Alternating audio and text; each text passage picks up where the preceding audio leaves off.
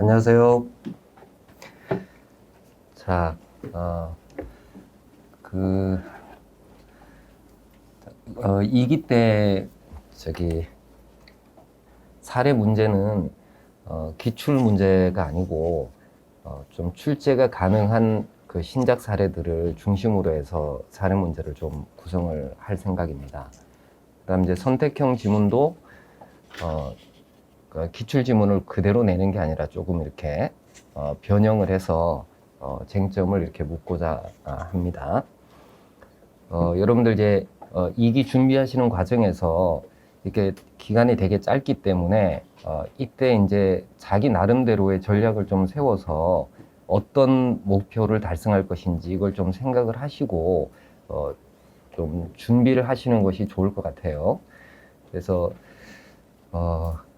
제가 이제 1기 때는 아마 이제 선택형에다 초점을 좀 맞춰서 보시는 게 좋지 않을까 이런 이제 그 조언을 드렸었고, 2기 때는 그 사례에 출제될 만한 쟁점들을 이 표현을 조금 만들어 두셔야 돼요.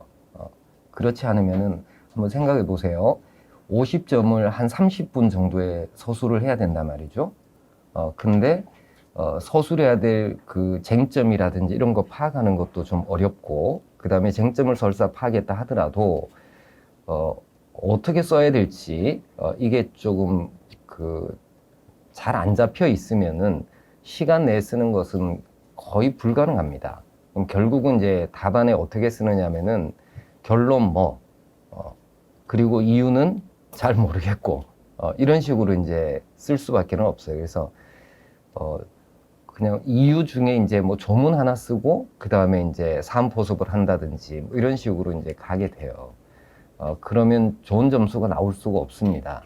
그래서 어떤 쟁점이든 출제가 가능한 쟁점들에 대해서 자기가 답안에다 옮겨 써야 되겠다라고 생각하는 법리를 한 10페이지 정도만이라도 요 기간 동안에 정리를 하자. 다는 못 볼 거 아니겠습니까? 그래서 우리 지금 사례 다루고 있는 쟁점이 있어요. 요 쟁점에서 꼭 서술해야 될 그 표현들이 있을 겁니다. 그거를 한 10페이지 정도만이라도 자기식의 표현으로 좀 만들어 두시면 그러면 나중에 굉장히 큰 이제 그 보탬이 될 거다라고 저는 생각을 해요. 자, 이래 해설을 보실 텐데, 자, 혹시 이제 이게 낯선 사례가 나오면은 이렇게 또 우리가 뇌 정지 상태가 옵니다. 어디서부터 손을 봐야 될지 몰라서 멍해지는 현상이 올 수가 있는데, 일단 사례를 보실 때 제가 이제 늘 강조하는 것이 분쟁의 당사자가 누구인지를 찾자. 이게 첫 번째예요. 그래서 누구하고 누구 사이의 다툼이고 그 다음에 어떤 주장을 하고 있는지를 제일 먼저 생각을 하시는 것이 이게 사례 풀이의 이제 첫 번째 그 1단계로 우리가 해야 될 겁니다. 자, 그런 다음에 관련한 법조가 몇 조의 문제인지 이거를 이제 찾아서 쟁점을 이제 추적해 들어가셔야 될 것 같아요. 자, 1문 사례를 한번 봅시다. 자, 기초적 사실관계. A는 X 토지의 3분의 1 지분권자이다. A는 1996년 7월 22일 병에게 채권 최고액 3천만 원 채무자 B로 된 근저당권 설정 등기를 맞춰주었다. 자, A는 1996년 7월경 미국으로 이민을 가서 현재까지 미국에서 거주하고 있는데 A는 1999년 2월 23일 X 토지의 관리 등을 위하여 평소 친분이 있는 C에게 지분 이전 등기 청구권 가등기를 맞춰주었다. 그러니까 C에게 이 소유권을 이전하겠다라는 생각 없이 부동산의 관리를 위해서 가등기를 맞춰준 것이죠. 그럼 이건 이제 우리가 머릿속에 이제 딱 들어와야 됩니다. A하고 C 사이에는 가등기 설정의 진정한 효과의사 없이 가등기를 설정하기로 하는 합의를 했구나. 이게 가장행위가 이루어졌구나라는 것을 간파를 하셔야 돼요. 자, 그럼 이제 이 문제는 보나 마나 통정 허위 표시를 주된 논점으로 하는 문제가 되겠구나. 이렇게 예측할 수가 있을 겁니다. 자, 추가적 사실관계는 서로 관련이 없음. 자, 추가적 사실관계 1입니다. A는 2018년 4월 10일 그의 지분을 갑에게 매매하고 갑 명의로 지분 이전 등기를 맞춰주었다. 자, 그러면 갑이 넘겨받은 지분권에는 병의 근저당권이 있을 것이고 그 다음에 C 명의로 된 가등기도 있는 상태가 될 거예요. 그죠? 자, 2019년 5월 10일 C는 A로부터 가등기에 기한 본등기에 필요한 서류 등을 교부받아 C 명의로 가등기에 기한 본등기를 마쳤고, 자, A는 갑에게 지분권을 넘겨주었음에도 불구하고 C에게 가등기에 기한 본등기에 필요한 서류를 교부를 했다는 것이죠. 그죠? 자, 그래서 C 명의로 본등기가 맞춰지면 갑 명의의 지분 이전 등기는 직권으로 말소되었다. 그러니까 순위가 C 명의 가등기가 선순위이기 때문에 갑 명의의 지분 이전 등기는 직권 말소 대상이 되겠죠. 자, 2019년 6월 10일 C는 을과 지분 매매 계약을 체결한 후 매매 대금을 모두 지급받고 2019년 6월 20일 을 명의로 지분 이전 등기를 맞춰주었다. 자, 문제 1번입니다. 2021년 5월 15일 갑은 여전히 X토지의 3분의 1 지분권자임을 주장하면서 C와 을을 공동 피고로 하여 각 지분 이전 등기의 말소를 청구하였다. 갑의 청구는 허용되는가? 이게 이제 문제인데, 자, 그럼 이제 분쟁의 당사자는 갑이 원고이고 C와 을이 공동 피고가 되죠. 자, 갑이 C와 을을 상대로 해서 이 각각의 이제 본등기, 지분 이전 등기를 말소해라라고 청구를 하고 있습니다.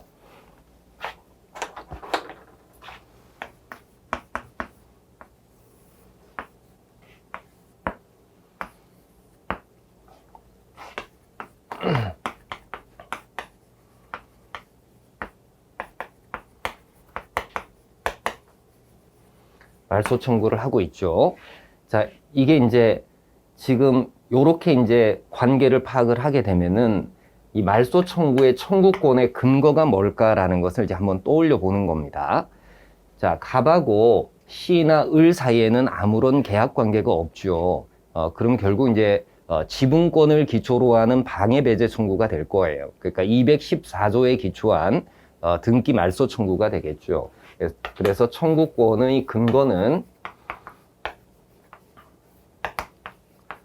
214조가 될 것이고, 그럼 214조에 따라서 말소 등기 청구가 인용이 되려면은 C와 을 명의로 된 등기가 원인 무효 등기여야 되겠죠. 그래야지 갑이 현재 지분권자로서의 지위를 가지게 될 겁니다. 그러면 얘네들의 등기의 효력이 어떻게 되느냐라는 게 이제 관건이 되겠죠. 이게 얘네들의 이제 등기의 효력, 이게 이제 원인 무효 등기냐 아니냐라는 것에 의해서 원인 무효 등기냐 아니냐라는 것에 의해서 등기 청구가 가능하냐, 말소 등기 청구가 가능하냐 아니냐라는 게 좌우가 될 거예요. 그럼 이제 이 등기의 효력을 따지려면은 등기 원인 행위의 효력을 따져야 되겠죠. 그죠? 등기 원인 행위의 효력. 자, 이 등기 원인 행위는 우선은 이제 A하고 C 사이에 가등기 설정 합의가 등기 원인 행위가 되겠죠. 그 다음에 가등기에 기한 본등기.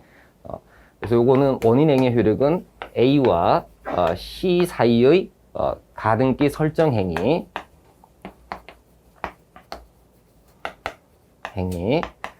그 다음에 C와 을의 매매 행위. 이게 이제 등기 원인 행위의 효력이 되겠죠. 그러면 아까 가등기 설정 행위는 가장 행위로서 무효다라는 점을 이제 우리가 확인을 했고 읽으면서 이제 파악을 했지 않습니까? 그 다음에 을이 가장 행위로부터 보호되는 제3자가 되느냐라는 게 이제 관건이겠죠. 그럼 가장행위로부터 보호되는 제3자에 해당한다면은 을은 완전한 지분권을 취득하는 자가 될 것이고, 그렇다면은 갑은 더 이상 이 현재 지분권자로서의 지위를 가지지 못하니까 이 청구는 인용이 되지 않을 거다. 이런 이제 결론에 이를 수 있을 겁니다. 그럼 우리가 이제 생각을 해보면은 가등기 설정행위는 이 가장행위로서 무효의 등기이고, 가등기에 기한 본등기 또한 역시 A와 C가 서로 합의를 해서 한 것이기 때문에 그것 또한 역시 가장의 외관일 거예요. 그리고 그 가장의 외관에 터잡아 C가 지분권 취득이라는 새로운 이해관계를 맺었기 때문에 얘는 선의의 제3자로 평가가 돼야 되겠죠. 그럼 선의 3자에 대해서는 누구라도 가장행위의 무효를 주장하지 못하기 때문에 그 가장행위 무효를 주장하지 못하기 때문에 갑 또한 역시 무효를 주장하지 못하게 될 거다. 그러면 이 청구는 기각이 될 수밖에 없을 거다. 이렇게 이제 생각이 나아갈 수가 있습니다.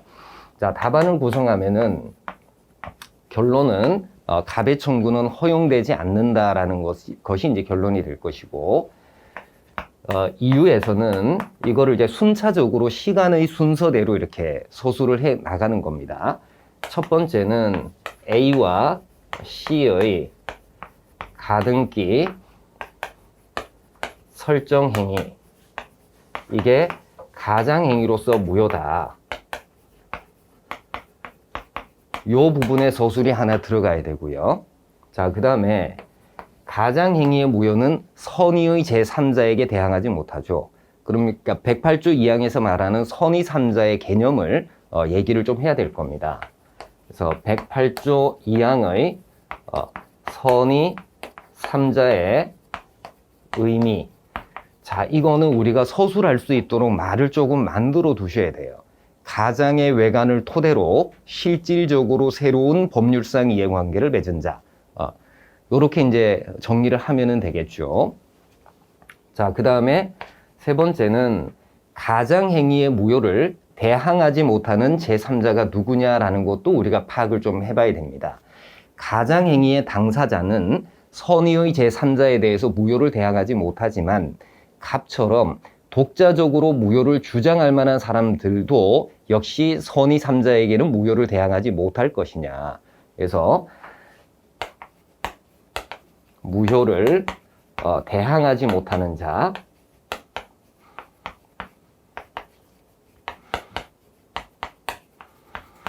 자의 범위. 자, 이거는 우리 판례가 가장행위의 당사자뿐만 아니라 누구라도 무효를 대항하지 못한다라고 얘기를 해요.